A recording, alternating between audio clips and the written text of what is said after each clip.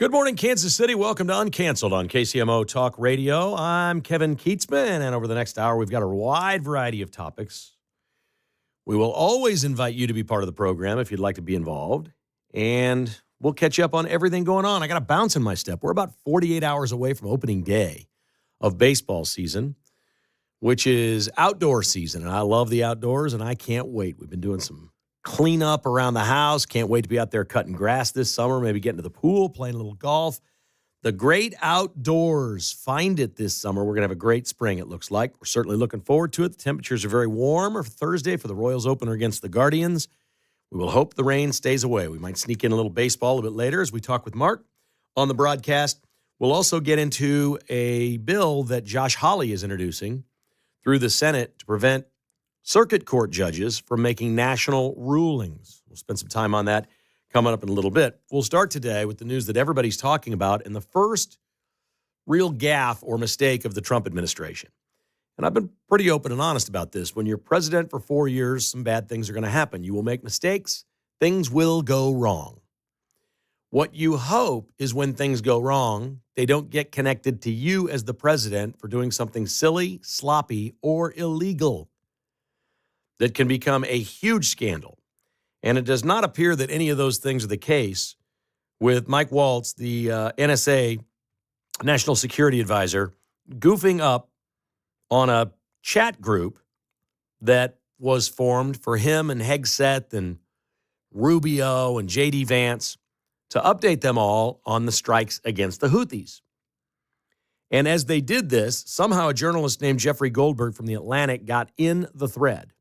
That's really all you need to know. We don't need to get into the weeds and the details of how this was supposedly a secure thread.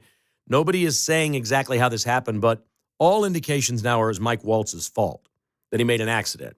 He claims he's never spoken to Jeffrey Goldberg and doesn't really know him. We need that to be the case. We need to know and find out that Mike Waltz was not doing something he shouldn't be doing. That's the only possible scandal there is here. Accidents happen. This isn't the most secure way for them to be talking. If a journalist from The Atlantic can get in, certainly China and Russia can find their way into things like this. So it wasn't like it was some top-level, high-secret, exact plan for what they were going to do. It really wasn't that at all. Most of it, really incredibly, as it turns out, if Americans want to go read the text threads, the first impression you're going to get is, boy, I'm glad these guys are in charge. Because it was professional. They knew what they were doing. When it was successful, they had fist bump emojis and American flags. At a couple of points, J.D. Vance was saying prayers for our troops. I mean, these are exactly the kind of people you want in charge. The exchange itself, nobody's talking about. The exchange itself is reflective of what you and I think of the Trump administration. And that is transparent, honest, loving America, many times devoutly Christian, conservative, and completely and utterly on the side of our troops and American greatness. And that's all this text thread was. In fact, it was so over-the-top great American text thread that Jeffrey Goldberg readily admits, the journalist, he kind of thought the whole thing was fake. He's like, why am I seeing this? This can't be true. And it didn't, for his perspective, an anti-Trumper, an anti-conservative, he would have looked at this and thought, I'm being set up. This is too good to be true. These are bad people. And if they were on this thread, they'd be saying horrible things, like racist things, like offensive things. That's what a liberal would think this thread was going to be. And it wasn't. Remember when Trump said he had the perfect phone call with Ukraine? This was like the perfect group text. It was everything you would want of the people in charge of executing military actions in the United States. Somebody screwed up and allowed a journalist in it. Trump says it was a mistake and that Mike Waltz learned a lesson. He's not going to fire him. And Waltz isn't going to resign. It's not a fireable offense because in the end, what everybody got to see was something that makes you like the Trump administration more. It really does. There was no coordination. There was no war plan. There was no, hey, this is going to happen. In fact, Goldberg said he sat in a parking lot in his car on this text thread because there was a time or something was going to happen. And he waited and waited and waited. And then he started doing an X search, a global X search, to see, I think the time was like 2:40 p.m. in the afternoon or something his time. And around 2:50, he found a place in Yemen or whatever where there were some explosions. And at that point, he thought to himself, oh my God, this thing is real. I was in on a real thing. By then, it's too late to share. It's not really a story. It's just egg on your face at that point. But this was one of those things that no reporter, there was never any national security problem because no reporter could have believed this to be true. There was no way to verify it. No reporter in on this thread would have said, I'm going to Twitter, I'm in on this thread, because if that was a fake thread, you're fired. No, I mean, I don't know a single reporter that would have done it. Maybe Rosie O'Donnell would have done it. Maybe the ladies of The View would have done it. They wouldn't get fired for that. But if you were like a real reporter at any sort of media enterprise that has reporting or stories like The Atlantic, he would have been fired. If he posted that before it all happened and was wrong, that's the end. It's probably the end of his career. So reporters aren't going to do that. There was never any national security threat.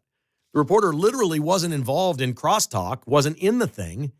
He was just seeing it. So, look, I don't blame the Democrats for attacking this. This is a mistake. It's a gaffe. This shouldn't happen. It's disappointing. I don't know enough about Mike Waltz to draw any conclusions or judgments as to whether or not he's really great at his job. But if security is in his title and he's doing this, that's not good. Like, I wouldn't be the good national security guy because I don't know anything about private text threads or how to do any of this tech stuff. I'd need help with all of it. I'd be no good at any of it. You don't want me anywhere around your security. You don't. That's not for Kev. Don't hire me for any of that. Don't call me or email me and say, hey, how do I do this on my phone? I don't know. But if that's Mike Waltz, that might be a problem. Something happened here, and it wasn't good. So we get the first hiccup of the Trump administration. You've heard John Anthony this morning talking about this report on Fox 4 about the buses to the World Cup in 2026. And it's an interesting read from the perspective of, did you know, you knew they were going to spend a bunch of money, you knew they were going to tear up Arrowhead. If you were planning to go to a match for the World Cup in 2026, how do you feel about parking your car and getting on a bus and going? Did you know that was part of the deal? They said they haven't decided yet whether they're going to let people drive to the game. That leads me to believe that any normal person with a ticket ain't going to be driving to this game. You better be a VIP. You better be with FIFA. You better be on the inside. You better be Mayor Q. Somebody with some sort of VIP access. They'll be allowed to drive in there and get there. But it's not going to be very many people, apparently. And they don't want to say the hard part out loud. There can't possibly be more people packing into Arrowhead, which will have fewer seats, that creates a parking problem that doesn't really exist at Arrowhead. Now, can there? And a lot of people are coming from elsewhere and won't have cars, so they'll be on buses and getting dropped off by Uber and things like that. We know that there actually should be fewer cars. There's only one reason I can think of why they don't want cars coming in, and that's terrorism. And we've seen it. We saw it New Year's in New Orleans. We've seen it with automobiles. We've seen it with all this stuff they're doing to Teslas all over the country. We've seen it at international soccer matches, too. Cars? Yeah. That's definitely it. Because I don't follow international soccer, so I don't know, but that's definitely it. It is impossible. You hate to even say this over the public airwaves. It doesn't seem responsible, but when we think about it, and I used to say things like, you cannot stop a terrorist that will kill themselves. You just can't. And 9/11 proved that, but there's been so many others. If somebody's willing to die to hurt other people, that's just impossible to stop. Somebody eventually, and now there are mistakes made. People blow themselves up and don't get anybody else because they're really bad at this. You know, like they're putting the jacket together and they blow themselves up while they're at home alone.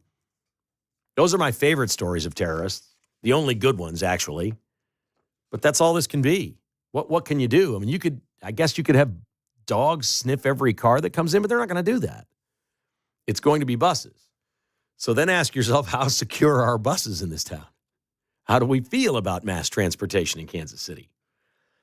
I don't like it. I don't like a lot about this event. I don't like the fact that it's going to cost us a pile of money. I don't like the fact that it's only a handful of matches. I don't like the fact that we have no idea if any team of interest is even going to be playing here. There's a lot of things we did that other cities did not do that said, no, that's too expensive.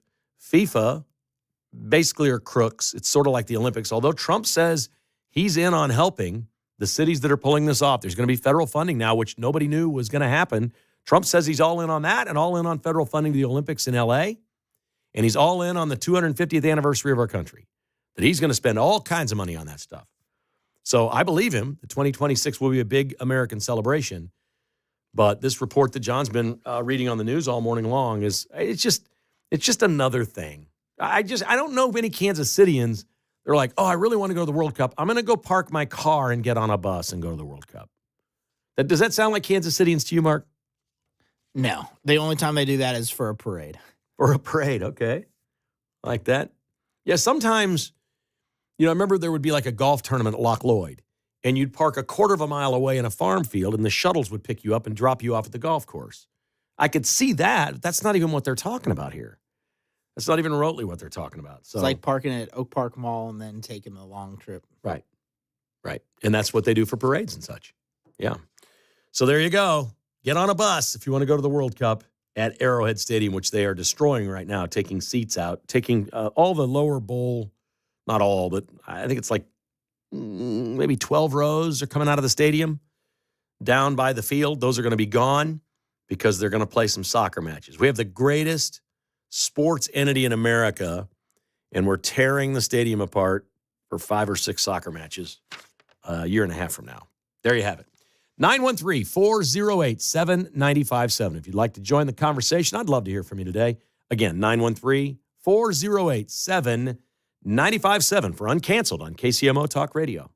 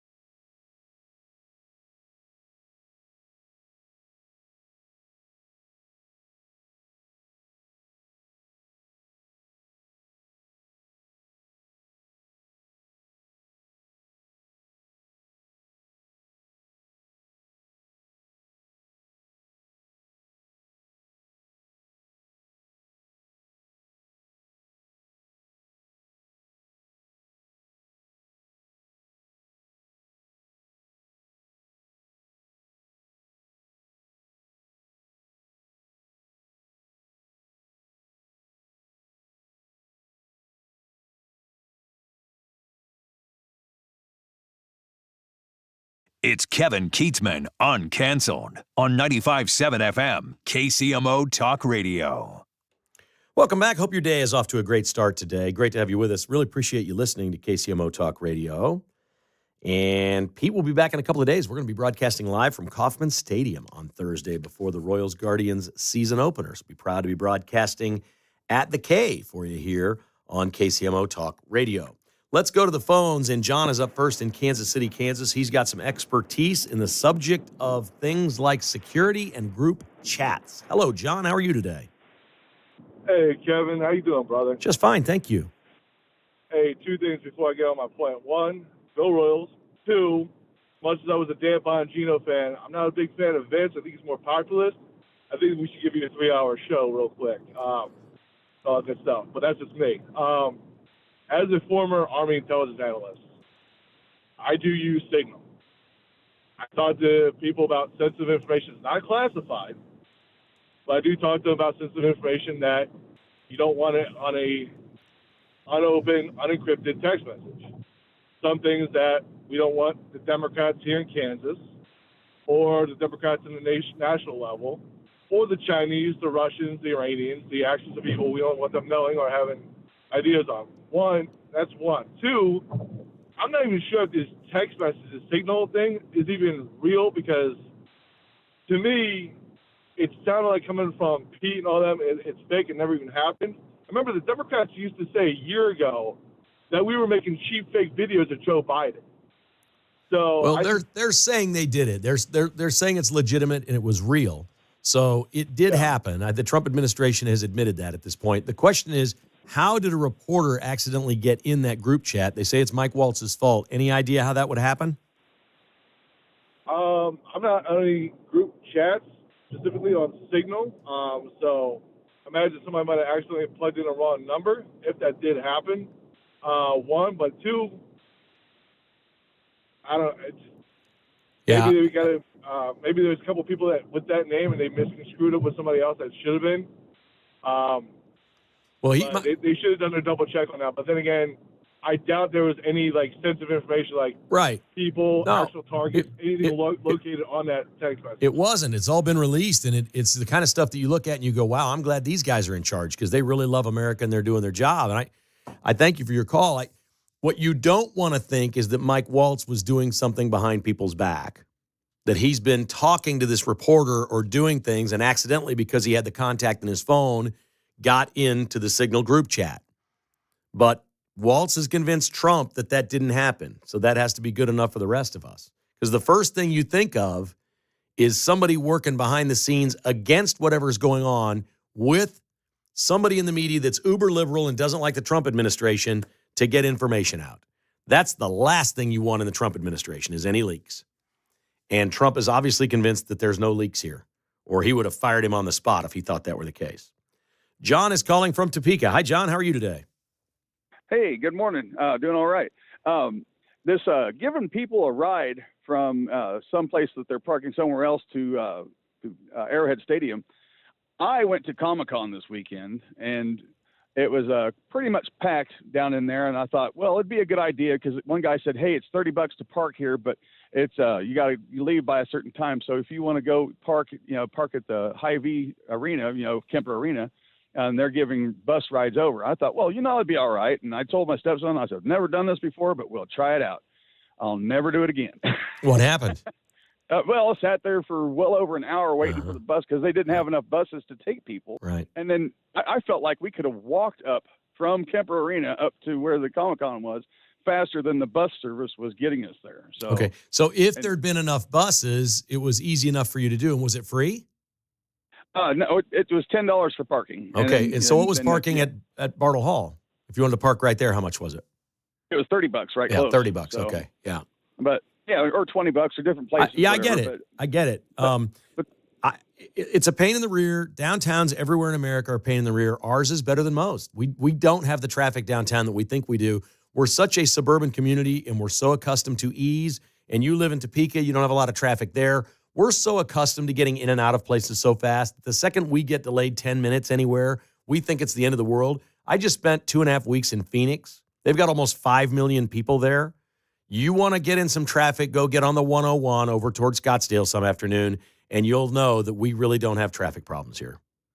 Exactly, and that's the truth on that. But if they're trying to try and bust 90,000 people in to go see a soccer game and do it on a repetitive basis, I think they need to get some more plans on getting the buses working versus because I saw a giant failure and it was just a small thing, Comic-Con. Yeah, I think I'm hearing you say they need to bring some more buses in from out of town for that event. Yeah, because I don't know how many we have. Look, every bus I see in Kansas City is empty. And I'm just being honest. Every time I see a bus go by, there's nobody on it. Nobody. Ever. It's just the driver driving around. I don't know who's on the buses. The ones I see, nobody's on. Do you? Yet they have buses in Topeka. Are people on them? Yeah, there's people use the bus all the time, but I drive K10 and I see the bus that goes from Lawrence to Kansas City back and forth, and it's always empty. I'm like, is there anybody uses that? No. I'm like, there's no one there, and I'm in a semi, so I can look up in there and see if there's anybody in there, and it's always empty. Every time I've looked, and I've looked every time when I got a chance. Yep. All right, buddy. Hey, thanks for the call, John. Appreciate you, man. Have a nice day. Take care. Glad to have you in Kansas City for Comic-Con over the weekend. That was a bunch of Star Wars stuff, right? I saw some people dressed up like, I don't know. I don't know any of this. Yeah, I don't know character names, but I had a couple friends that were there. Definitely. They love it. It's very popular in almost every city, and they bring in actors from some of the action movies and things like that. Pretty cool stuff right there. All right, when we continue, we're going to talk a little bit about a law that Josh Hawley is introducing, and it involves something that Trump has also done with this Judge Boasberg in invoking the state secrets privilege. They're getting around this judge the best they can, but the best way to do it is to enact a law, and Josh Hawley has a great, great idea, and he has unveiled that today, and we will share the details of that with you and what it might mean down the road. You're listening to Uncanceled on KCMO Talk Radio. I'm Kevin Kietzman. We're coming right back.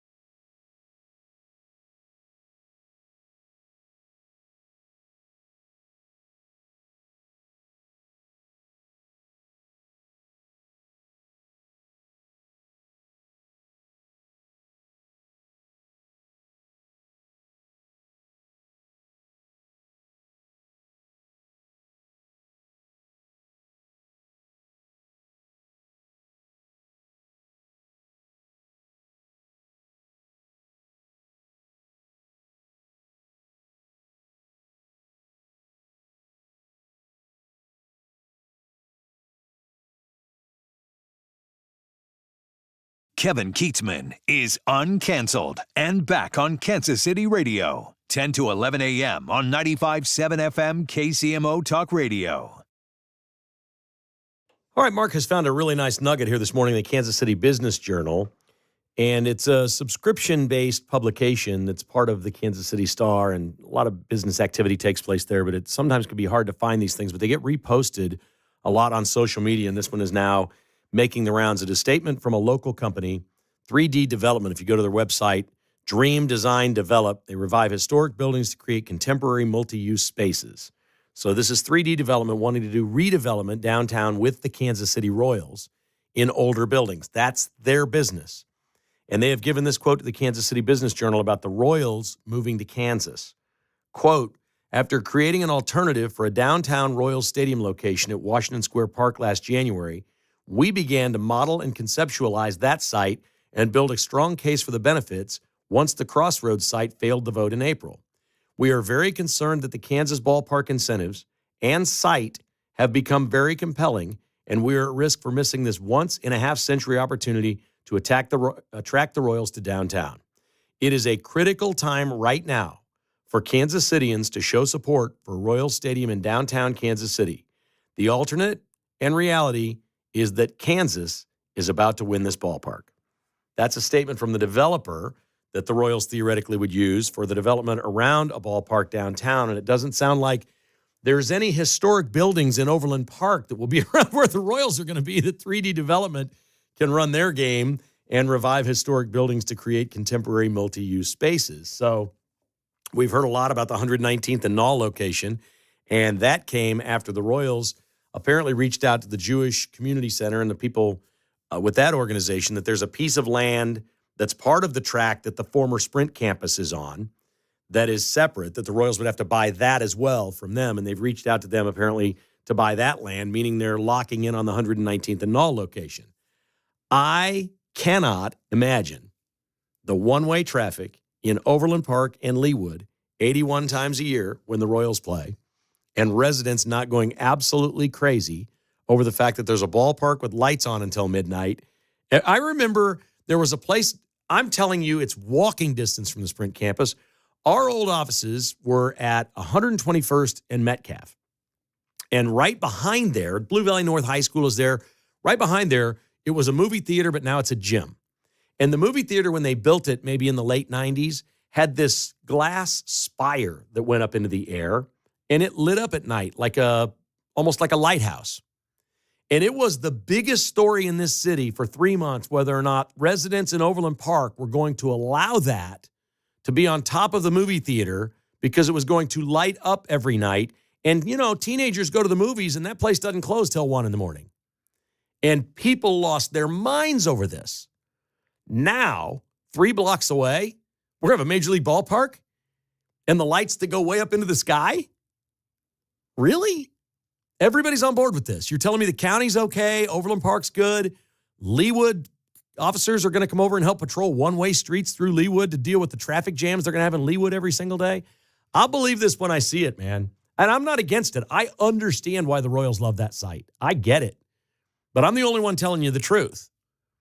The Royals, despite all their initiatives with reviving baseball in the inner city and all of their reach programs in Latin America, the island nations, Spanish-speaking countries to develop fans and bring ball players in and teach them English and assimilate them to America, for all those efforts, baseball is still the whitest sport we have. There's more white people at baseball games than any other sport you'll ever see. And the Royals are looking at the Atlanta Braves model. What the Atlanta Braves did was they spent 19 years downtown. The crime was so bad in downtown Atlanta, they started looking elsewhere. That ballpark was open 19 years is all. And they built in the north suburbs where all the rich white people are.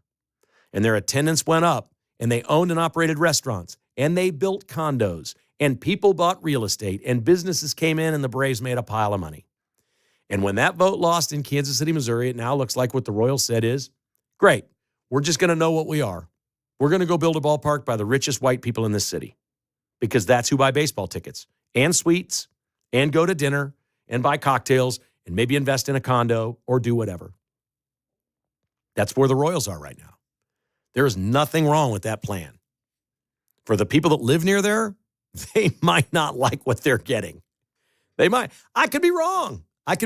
Hey, listen, I could totally be wrong. I just know that I worked in that area and was there every day for 25 years. And I think I got a real good pulse on the people that live around there, what they think of their properties, what they think of development in large. You know, that so many things have happened, that their home that they've had maybe for 30 years is now surrounded by all these businesses and restaurants and stuff. Doesn't mean they have the power to stop anything. And I'm sure the Royals are doing all their due diligence, and know how to, get around it all and figure out who the power players are and go forward. But that's a pretty strong statement from 3D Development. And it sounds like a Hail Mary by 3D that, hey, listen, somebody in Kansas City needs to step up and do this. But, folks, there's nobody. The county's a hot mess. They're not going to be in on any of this. Kansas City, Missouri has a little money, but not nearly enough. And the state of Missouri, I mean, what'd they say? We'll maybe kick in a third, but we got to see the county do something first, and the county's not going to do anything. So it's hard to see any of this happening. All right, Mark, I'm locked up. Who's on the line here? What are we doing here at the top?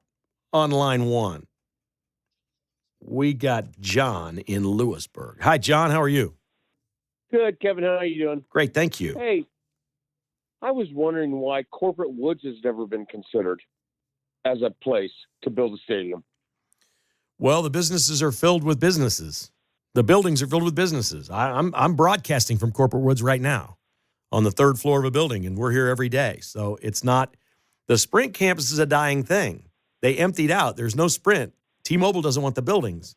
They'd like to unload it. They lied. They said they're from Washington.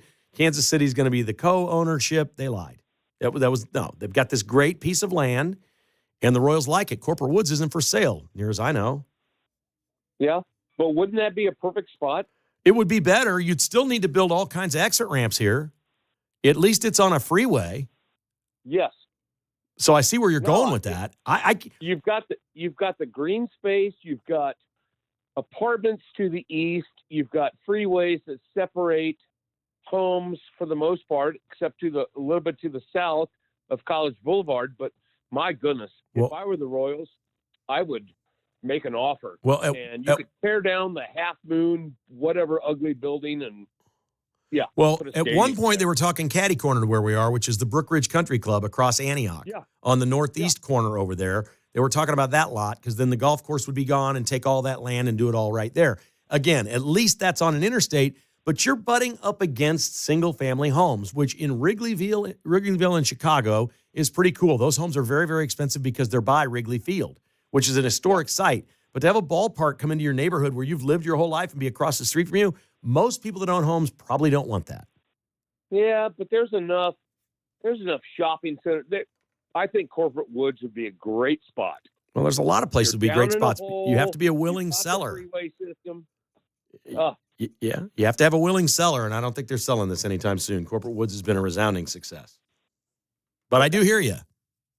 I do hear you. It would be better than 119th and all. I don't think there's any question about that. Here's Jeff in Kansas City. Good morning, Jeff. Good morning, Kevin. It is interesting what you're saying about the Corporate Woods spot and the Sprint campus. It's funny how the North Kansas City plan just kind of fell off the map.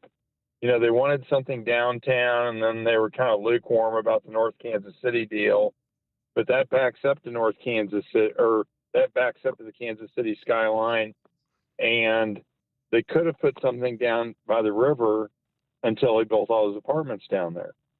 And well, my only prediction all along is I think they're both moving to Kansas because the money's so good. The Star Bonds are going to pay 70%, and I don't know why no team has ever turned that down. I've said this from the beginning. No major league franchise in America has ever turned this kind of money down. If Kansas is offering it, how do the teams not move? So the Royals tried a couple of things downtown. It didn't work. The vote failed miserably. I think the Royals got skittish about people coming across the river on the bridges to go to games. And the Royals have their demographics. I don't know what those are, but it's way more than half the people at games are from Johnson County. Way more. They know that's where their fans are, and if they can get closer to them, they would. At one point, they were looking at a site out on 69 Highway, out by Blue Hawk Development, 159th Street, where there's a lot of land and they could build whatever they want. I figured if they were coming to Johnson County, that's where they'd go. I can't imagine jamming a ballpark into the 119th and null spot and dealing with that traffic every single day. I can't even imagine it. But you're looking at jamming a ballpark down on Washington Square Park. Well, they're not going to do that either. There's no money there. There is no money there. No money. And you're right. It's going to go to Kansas. It's going to go to Kansas. And I think the Chiefs are going to wind up at the Legends. But I'll say this about the Chiefs. If the Royals vacate and announce plans, hey, we're moving to the old Sprint campus in Overland Park, if that's what they decide, there becomes a better chance that the Chiefs stay where they are. Because then Missouri can focus in on one team, maybe generate more revenue for that one team, and the Chiefs get that entire spot. They could literally, if they wanted to build a new stadium, tear down Kauffman Stadium and build a new stadium there if they wanted. I don't think they're tearing down the stadium, though. I think that they're a legacy outfit. I think they're going to be set with what they've got. The Chiefs? And they're just going to prove that. You're talking about Arrowhead? Yes. Okay. That'd be interesting. There's no Super Bowl that way. Well, but here's the deal. It's loud, and it's a legacy thing. It's loud because the fans. Any stadium is loud with fans. Right. It is. It's loud because the fans. Maybe louder in a dome even. Yeah, it'd be louder in a dome. You put a roof on Arrowhead, it'd be even louder. Maybe. And I can't imagine taking $700, $800, $900 million and renovating Arrowhead and trying to put some sort of a dome over it and say, okay, we've renovated the stadium again. The infrastructure is still old. The Hunt family views it differently than I do. And a lot of people this is not a popular sentiment in Kansas City. I do not view it as an iconic sports venue. In 50 years, maybe. But it's not Wrigley. It's not Lambeau. It's not Fenway. It's not one of those. It is not. It can be someday if they keep renovating and doing what they're doing. But what we know is we've got almost 60 years of history in that location, and not a single thing has developed around it, and almost everything around it has gone out of business. The hotel's sitting over there it's dilapidated. It's closed. It's done. It's out. It's done. The Denny's is still open. They built a Taco Bell, and it seems to be popular. I think the Denny's burned down. I don't know if they rebuilt it. Yeah. No Denny's now. The Taco Bell's there, I know for sure, right? Okay, so we got a Taco Bell. Now, there's some development. And the BP gas station. It's not a good location for the Chiefs. It's not. And if he's doing it for his dad and his family or whatever, I get it. I still think at the end of the day, the money won't be enough, even if the Royals are gone. And I think they're going to go to the Legends because it will be 70% of whatever he wants to spend. And Clark Hunt has enough money. He may want to spend $3 or $4 billion. He may want to build a hotel and a golf resort and see if we can get a casino license. There could be a million things he could do with the state of Kansas. You know what they do in other states is they allow sports betting at sports venues, and they don't have that really yet in Kansas. You can't do that at a venue. It's at the casinos only or on your app. Now, obviously, you can have your app and be at a game in Kansas and make a bet.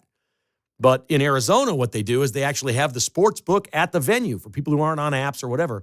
But it has to be a sporting venue to run a sports book. Then the Chiefs go get a gambling partner, and everybody that places a bet that day, the Chiefs are in on it. I mean, this league is gone. The NFL's gone nuts. They've gone from don't mention gambling lines with people on TV to let's be partners with sports gambling entities. They've just done a 180 and gone all in because there's a pile of money in it. And what I know about owners is they follow the money. And there is no question financially, the best thing for the Kansas City Royals is to hightail it out of Missouri and go to Kansas. Financially, for the Chiefs, the best thing is to go to Kansas as well. It isn't close. It's never been close. The only thing I've thought that would keep either team in Missouri this whole time passing the vote, I guess, would have because they were committing to it, although that probably would have been a long-term bad plan for the Royals. The only thing I've ever thought that would keep either one of them there was Clark Hunt thinking about what his dad thought of Arrowhead Stadium and not wanting to leave. That's it. That's the only reason I can think for these two teams to not be in Kansas. There is no financial reason at all. So when we had on this show 4 weeks ago, the senator from Kansas in the committee meeting saying we've got a deal done with one of the teams and most likely the other, it sounds like he was talking about the Royals were done and they're headed to, it sounds like Overland Park. It's what everybody's talking about, or at least heading to Kansas, somewhere in Johnson County is where they're going to go. And the second deal he was talking about was being close with the Chiefs, and that would be the Legends. He didn't misspeak in his committee meeting. He was very clear.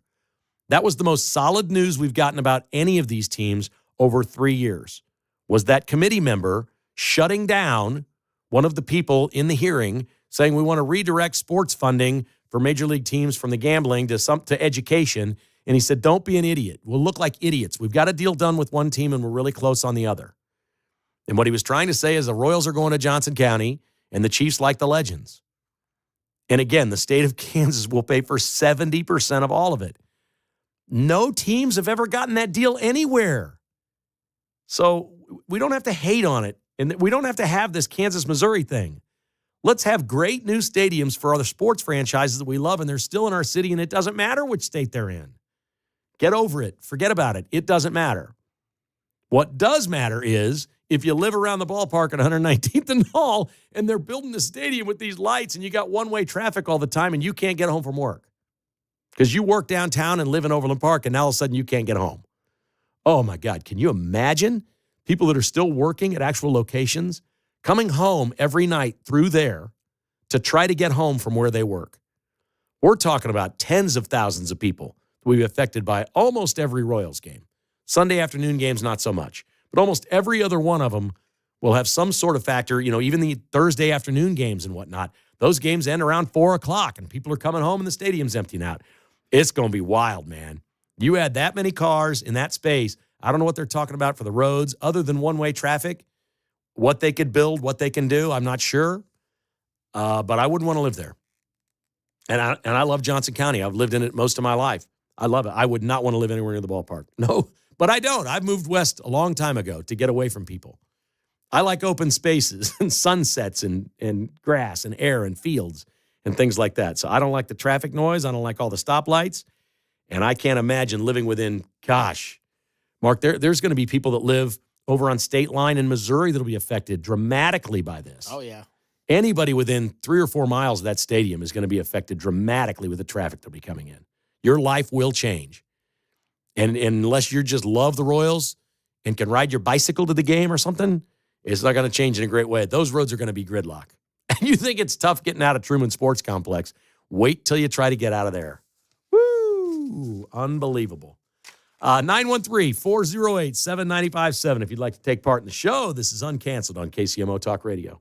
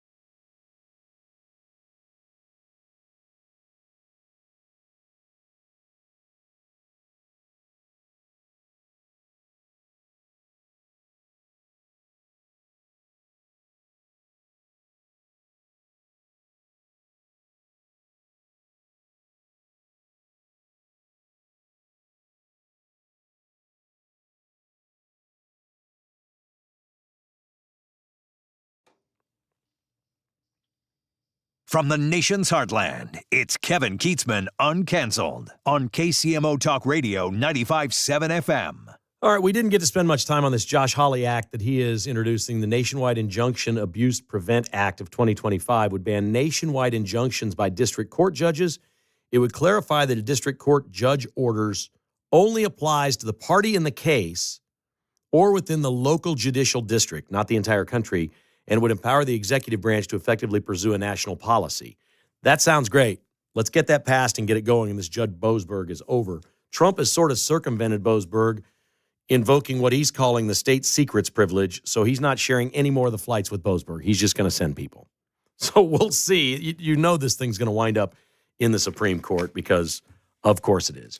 Mark, we have shorted your time today. We got too busy on this stadium thing. What are your thoughts on the stadium, my friend? I like that stadium. I think that 119th and Null area is a little bit tight, but if they can expand it a little bit, maybe buy up that Guitar Center, Walmart, Kohl's that are right over there, get it a little bit bigger, have some more parking, some more places to build some stuff up, it might work. Interesting. Then Metcalf could be a part of it. I'm not sure they're taking the Walmart out of there. Now, there's a convention center real close to there as well, or a Trade Mart and some things like that. Mm-hmm. That's a possibility, or something that they could repurpose maybe. There's a lot of room. I don't have any problem with the space. There's plenty of room to build a ballpark there, and I think they'll be able to put some parking in. That's not the real concern. The concern is the people that live around there and how do you get in and out and function as a suburban neighborhood as they've become accustomed over the last 50 years. That gets disrupted totally. Yeah, it's the people. Yeah, it is, and it's a little bit of a ways from 435 as well, so it'll affect those businesses as well. You're familiar with Conor McGregor, right? Oh, yeah. The Irishman. Did you know he said he's running for president of Ireland? I did not know that. He wants to run, and he wants to run on the Trump platform. We're tired of the immigrants, our country spending all this money overseas, doing all these other things. So what do you think happened once Conor McGregor announced that he wants to run for president? Rosie freaked out? Rosie did freak out. But the leftists in Ireland are now considering charging him with an inciting hate crime from riots in 2023. Which could lead to 7 years in prison. If they do this, if they didn't learn that trying to do this to Trump has the opposite effect, he's going to win. I hope they do charge him. Irish people will support him like crazy and get some real freedom going on there. The Vince Show is coming up next.